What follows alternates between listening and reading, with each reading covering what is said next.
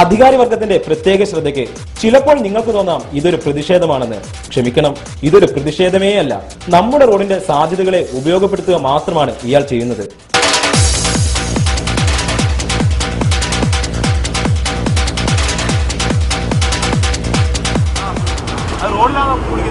അത് പറയാൻ പറ്റില്ല. റോഡിൽ കുളിക്കേണ്ട ആവശ്യം വന്നാൽ റോഡിൽ കുളിക്കും, വീട്ടിൽ കുളിക്കുന്ന വേണമെന്ന് വീട്ടിൽ കുളിക്കും.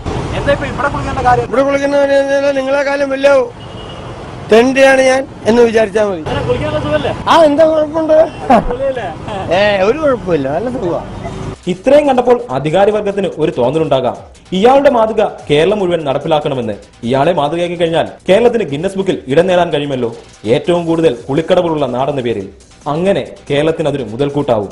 കോഴിക്കോട് മാവൂർ റോഡിൽ നിന്നും കുളിക്കടവിൽ നിന്നും ക്യാമറാമാൻ മനോജ് മിഥുനയ്ക്കൊപ്പം എസ് അരുൺ ശങ്കർ, റിപ്പോർട്ടർ.